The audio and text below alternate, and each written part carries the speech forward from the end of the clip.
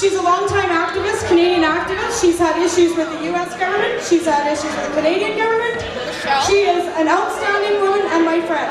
So please put your hands together for Mamakind Kirkman.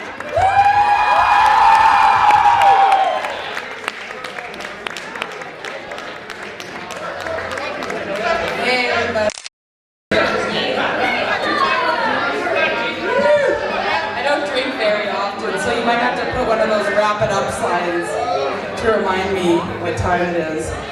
Lord, we're going to be talking for 2 hours.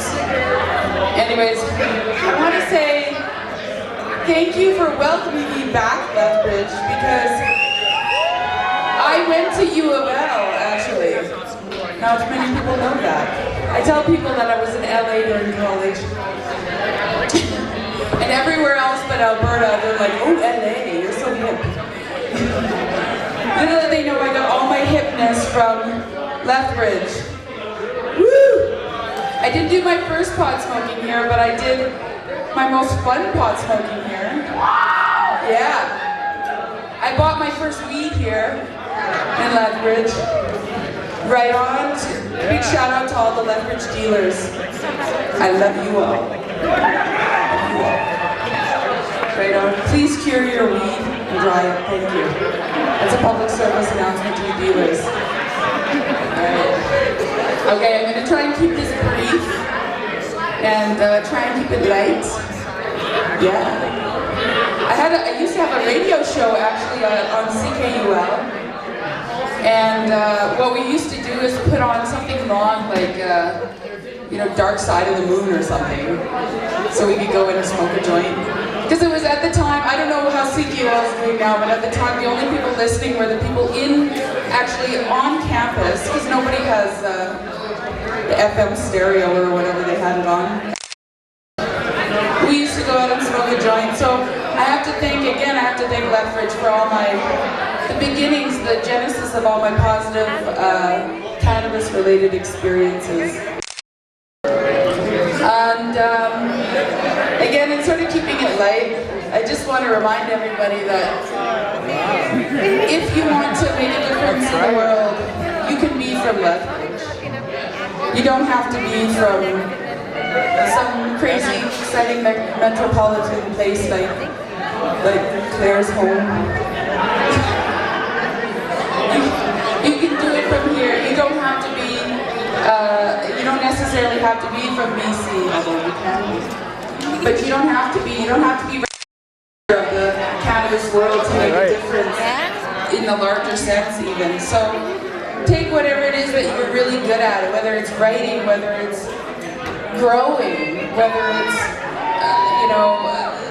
research, whether it's being very discerning of the kind of cannabis you smoke and then you like to write about it or paint. Whatever it is that you do, apply what you do and try and make the drug war go away, because you can. It's very easy. Like I said, I'm from Alberta. Tommy Chong, born in Edmonton, raised in Calgary. And I think that people who come from places where prohibition has a bit of a stronger hold, I think you get some really incredible activists that come from these areas because they have to work a little harder. And even people who aren't activists, just people who they just want to enjoy the plant that they love, they have to work a little harder here to be able to do that. So it's okay if you're chit-chatting. I kind of like it to think that maybe you're not even listening, so I'm just babbling on, my friend. It's all good. It's all good. No, I'm just saying that really, even no matter how humble the background you come from, I got my first job in cannabis thanks to Marc Emery. And my first job was to work with Dana Larson. This is actually quite a cool thing, and it was 10 years ago, in 2000, that I started working for Marc. I started working for Cannabis Culture, and that led on to other things, and other opportunities opened the doors. And then I look back, and I've been working in this industry for 10 years, And I go, man, I was just doing my radio show at CKUL. Was that just yesterday? You know?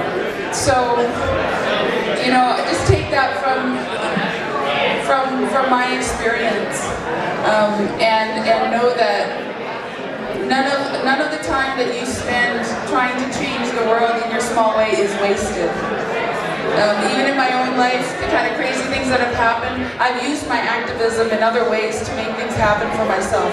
I used to get my son back from the U.S. and to help you know, bring Marc back from the U.S. as well. Treasure your Canadian citizenship. Tell your MP that you think Canadian citizenship is important, therefore they need to protect Canadians who are stuck abroad, whether it's Marc in jail, whether it was my son who didn't do anything. You know, there's a lot of people who've been hurt by the drug war, so just do what you can. And above all, enjoy yourselves tonight. Pat yourselves on the back for just buying a ticket here tonight, buying raffle tickets, supporting supporting the Southern Alberta Cannabis Club and everything. That's your bit of activism, and I thank you for it. And keep doing it. Do whatever it is that you can. And I'll meet you up back afterwards for a smoke.